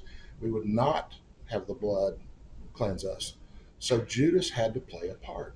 God knew that. God put Judas in that position. Judas is probably one of my favorite persons in the Bible because of that reason. Had he not done that, we wouldn't be Christians. So if you look at it that way, so when you're sitting there writing something about that, you're catching on to something that not a lot of people understand. They don't get. And I'm sure there's people out there that are going to listen to your podcast. You're going to get emails and calls and everything about this blasphemer that was on your show. It's not about that. Oh no, I don't. My thing is really when someone makes a mistake in life. There's a lot of people who sit around and can pray all the right words and go to church and do all the right things. But the true measure of someone is who's with the person who failed, the one who actually betrayed God, because we've all betrayed him. Who's the one there with that broken person? That's the true measure of a Christian, not the one who shows up to church every Sunday. Ouch. Jesus washed the feet of his disciples. Yeah. And that's still difficult for those of us who don't understand what that means. That was the lowly of the low. He when the woman at the well, when they were going to stone the woman, he knelt down. Nobody knows what he wrote in the sand. Nobody knows. I've said it at Sunday school and church that I think he wrote duck because they were throwing stones. But I don't know that was the truth. I don't know what Jesus wrote. None of us do. And I don't know if when we get there, he'll say, "Here you go. This is what I wrote." But there are all kinds of things that what you're keying into on your writing is great relativism. You're taking this and putting it over here where it doesn't belong, but it makes sense. So you're making people think, and that is the sign of a great writer. Okay. It's what I know that is the number one stream song that I've done. People, for some reason, connect to this one, which I did not think it would be at all. But she rolled in like a southern storm, wild and cold, eyes like fire, heart black as coal. Sweet talk, honey, but a venomous sting. I was just a pawn in her wicked game. She cried wolf when she lit the flame, but spun her lies, put dirt on my name. Played the angel with the devil's grin, but that kind of sin don't win in the end. She cut me down and called it love. Made me the villain when push came to shove. Twisted the truth, left me to burn. But now it's my turn, yeah, it's my turn. She may wear the crown of a Jezebel queen, but I got outlaw blood running through me. Again, you don't have anything to hang your head about as far as a writer. Everything that you've sang for me, your lyrics are exactly where they need to be because they connect, they tell the story, whatever that picture needs to be painted, you're painting it. So nothing to. Golly, I was expecting a little laughs here from my audience to hear you tell me something was garbage. I've heard garbage. I've written garbage. Well, I did bring out the best. Yeah, well, I didn't bring out. If I can pick Super. my favorite ones too, I mean, but no, I mean, and again, you just want something that makes a difference in you when you write it. One that you want to keep it. That's the first step. Okay, is this crap that I just need to throw away, or am I going to hang on to this? So if it's good enough to hang on to, I'm my toughest critic. But if I can get past that first step of I'm going to hang on to it, that's step one. Step two is another party listening to it. It may be your wife, it may be your kids, it may be somebody that you respect as another songwriter or somebody else. Say, hey, can I sing this for you and see what you think? And then step three is in front of the masses, however that happens. I've got stuff. I don't even know where stuff is at. It's everywhere on the internet now. I'm not getting paid for any of it. That's just what happens. It gets out there somewhere. It still credits me. I'm still recognized the writer and the singer and stuff like that. But it somehow found its way because somebody found it on YouTube or Spotify, and they're copying that puppy and they're throwing it on their Facebook page, or they're putting it out here on another Apple page. All these different things. That's free advertisement for me. There you go. You know, I can't travel all around the It's world. got to be a compliment too. It is. Again, I'm my toughest critic, so I'm like, I should have done this to it before I released it. But by and large, it is a compliment. And so I can't travel to Europe or South America or anything, Canada, anything like. I can't travel to all those places and play music when my music's out there. Once in a while, I'll get somebody from overseas somewhere in Britain or Spain or whatever, and they want to be a friend of mine on Facebook or whatever, and they heard my music. I still don't know how they heard my music. I was, I was somewhere one time and my song came on the radio. Still don't know how they got it, but somebody passed it along somewhere. Again, you're not going to be wealthy. You're not going to make all this money off this stuff until you have something that hits really, really big. But even the stuff, I probably would enjoy more like what's happened for me, the stuff that hasn't hit big, as opposed to the stuff that did. Right. Because nothing I've written is people say all the time, where can I hear your stuff? I'll send them to those locations. Um, Again, nobody's buying albums. Nobody's buying those singles or downloading them, and you can do that with my music. I'm not going to make much money off of it. Like I said, it's like 0.003 cents per recording. Stream, yeah. Yeah. But Pharrell Williams, the song "Happy." That's a great. I mean, that song was played every 5 minutes on every radio station, and it got played something like 13 million times in that first year when it was uh, released. And Pharrell made $3,000. That's humbling Off the streaming. off that stream. Yeah, I mean, it probably makes the touring. Right? Sure, Yeah, if you're not a touring artist, that's Yeah. that's your income, and it's not. Yeah. And then you're That's a going. lot of hard work. It's a lot of hard work. You have to give your life up to tour. Your band has to give their life up. Your crew has to give their life up. When you've got Garth Brooks, okay, another example. You've got him, but when he was at his peak, they were performing 300 nights a year. That's unbelievable because it's not just you. It's not packing your guitar and going from place to place doing these little clubs and bars. You're playing arenas and you're playing stadiums, and your whole crew, you know, they're saying Garth made $60 million this year.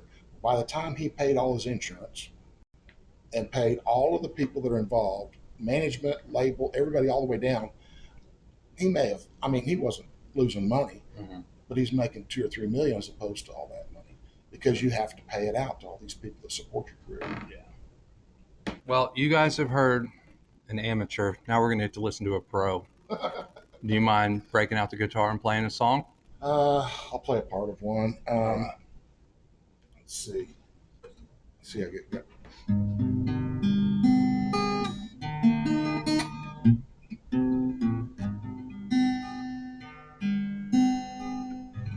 We're close enough.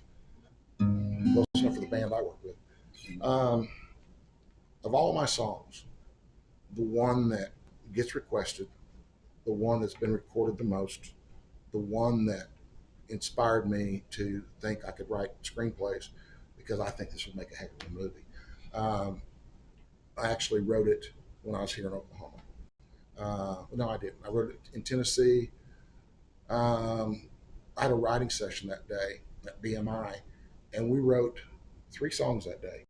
And I came home, and the wife was like, "Well, how'd it go?" And I'm like, "Wrote 3 songs." She goes, "Well, good." And I'm like, "They're all right." And she said, "Well, what's wrong?" And I'm like, "I've had this song idea," and she knew it for years, and I kept trying to pitch it to people as co-writers. They're like, "I don't get it." It's like it's a story song. It's all about you know going for something you don't need to go for because you've got all this right here, and and they're like, "No, let's write something about trucks." So this song is the one that I was playing live at a songwriters night at the Holiday Inn in off Spruce Lane there in Nashville one night, and this guy is sitting there and he takes his phone and holds it up to record this song. Well, as I'm sitting there, I'm getting a little PO'd because like he didn't ask if he could record, he's just sitting recording. So I got done with the song, put my guitar down, took a little break, went over and said, "What the hell are you doing?" Because I'm recording this song. He said, "I wanted somebody to hear this."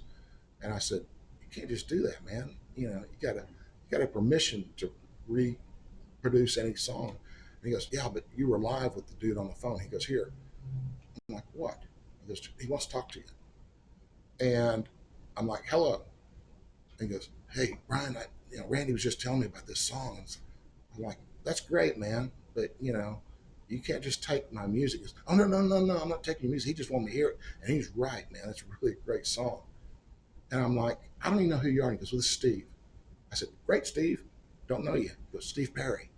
I'm like, "Great, dude."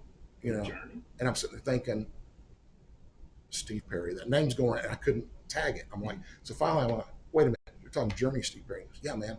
He goes, "I would really love to record that song."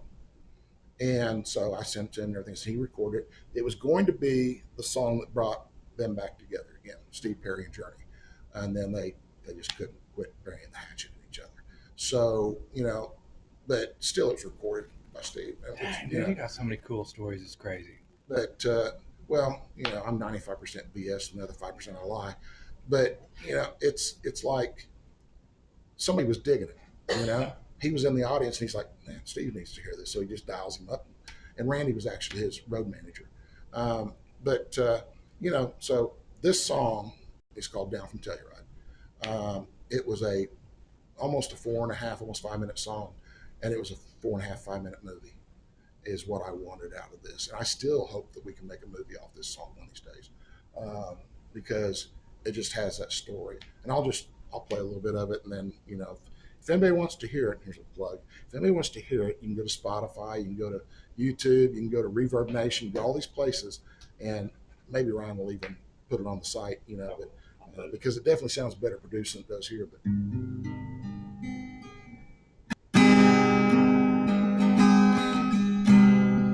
said he's going to Colorado, where he heard they found gold. Said he'd bring back lots of money. Said he'd love her when they're old. She begged him, "Please don't leave me. What will I do without you here?" He said, "Someday I'll give you everything you need, and I'll be back within the year. Can you hear it through the canyon as it echoes through the night?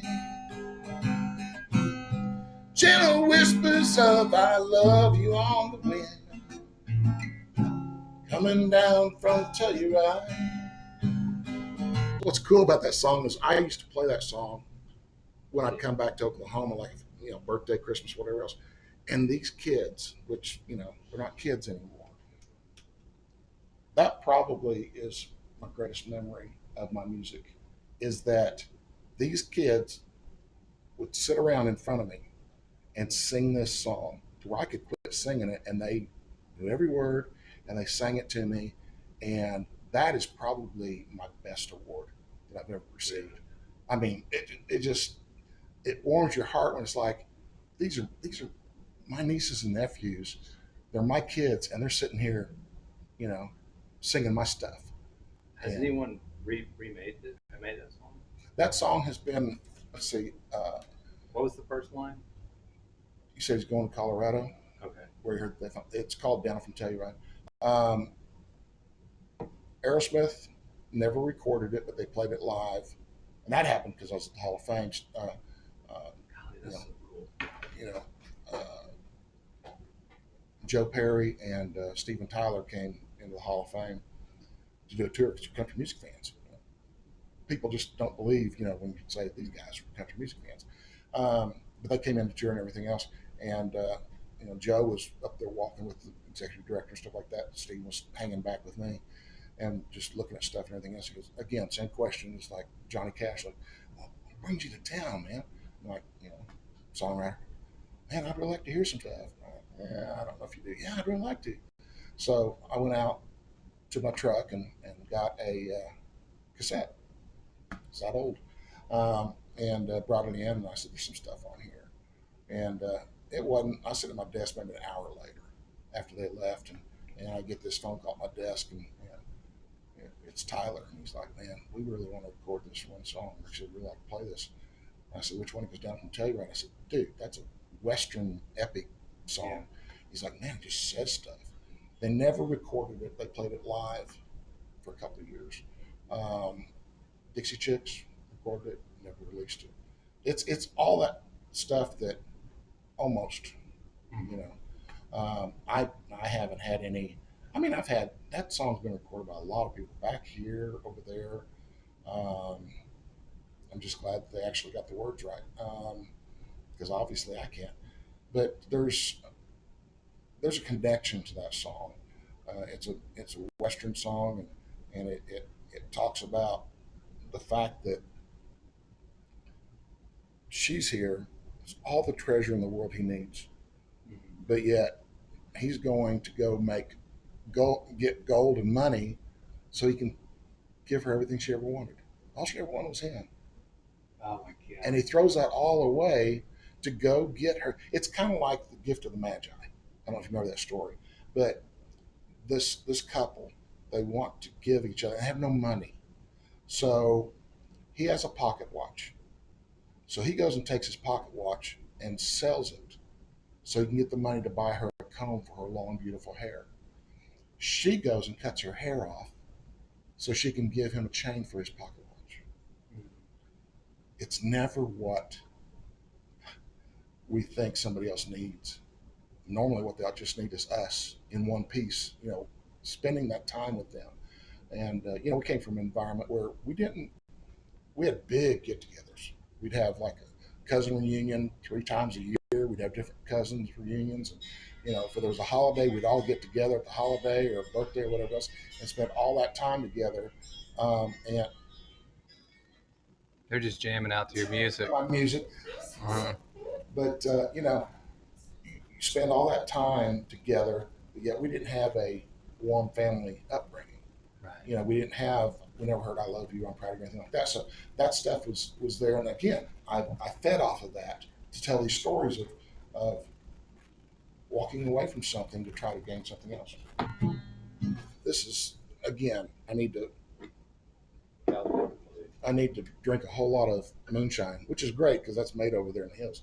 Drink a whole lot of moonshine to get the voice right, but again, I don't play out anymore. I didn't even sit down to write anything in a couple 3 years. As you get older, you lose your drive and momentum, and this is actually going to help me to get off my ass when I get back home and actually do some stuff that I should be doing. Again, I'm not saying I'm going to get anything recorded. I'm not getting anything released. Only through the good graces of begging the wife will I ever get back in the studio again, because it's expensive, like you said. But just to create again is one of those things that I shouldn't let go of. I have, but it's like your stuff, man. It's got potential to go somewhere, and if I can help you in any capacity, I'll be happy to help. I'll probably just pay you to go to the studio with me and show me how to do it. You don't have to pay me to go to the studio. Yeah, I'll just pay for the studio. Then. Just pay for the studio. Because I thought about just doing it all acoustic, because that'd be cheaper anyway. Yeah, well, and like I said, as far as reference material, if you're not pitching it to, or you're not putting it on a recording or whatever else, do the AI. That is a cheap way of throwing everything down on that. It is an audio recording. I'd rather do the real thing. I know that. I want to do the real thing with somebody sometime. And I know someone, I don't know if you know who he is, but Eric Layton. Mm-hmm. He's a guitar player here in town. He's unfreaking believable. He was in my youth group when I was a youth pastor. And I think I baptized him. I'm not real sure. But like we did, he is really just taken off. Like he's playing with the Turnpike Troubadours and Cam Allen and all these people. And he called me and was like, dude, I'll record for you. You just tell me when and where, and I'll show up. So I was like, dang, maybe I'll get all these really people to know what they're doing to just help me put something out. Not to go out and make tons of money, really, just so I can leave it. I have a son, and I'd love to leave him something. Well, and the podcast ain't really good. He told me the other day, he was like, Dad, you know my friends? I was like, yeah. He goes, they like listen to your podcast. I was like, really? He's like, I guess I'll listen to them when you're dead. I was like, bro, man, that's just me. That's like me. Well, you have that. You know what? Thank you so much for being here. And we might do a part 2. Is that cool, mate? We might do it if you're back in town, but if not, maybe we can do it over phone or something. But yeah, I know you have more stories than what we told. We just don't have all the hours to do it. This has been an honor and a pleasure to be on your show. I grew up here, and I'm probably one of those people that people are like, who is this guy? Because so much has changed since I've been gone 32 years. And so you haven't been back for 32 years. Oh, I've been back, but I've lived away from Enid, Oklahoma for 32 years. I was known when I was here. I was, we had an auction company, and we had the band, and we had my business and everything. All this stuff was going on. So I had a hard time keeping straight. Where do I know you from? Because you could be any of these people that come to this stuff. But I pretty much knew everybody. Everybody knew me in this town. And now I'll see stuff pop up on Facebook or wherever else about Enid. I'm like, I don't know this person. They passed away, or so and so's doing this, so and so's doing that. And there's probably 2 generations there that I've not been here for. Well, I know that's the case because, again, my nieces and nephews, some weren't even born when I was here, and others were very, very small. And so that's the part of going somewhere and going away that eats at you. It's like, I missed a lot of stuff. I should have been there for them. But now I come back here and I go anywhere I want because nobody knows who the hell I am, and they don't want to. So I really appreciate this because it gives me an opportunity to talk with the people here in town. Dude, it's incredible. You've been one of my favorites. So thank you. One of. And not only that, one of your favorites. One of my favorites. Not the favorite. I don't know. Martin seems pretty cool. Martin who? Yeah. So before we sign out, again, one more time, 10-star jerky. Remember I said I'd eat this whole bag? I ate 3/4 of the bag in this setting. And I did it by myself. He wasn't helping. No. So it's incredible. Come on down here at Thistle Creek Mercantile. Do it again. Brian Hedges. What a cool dude.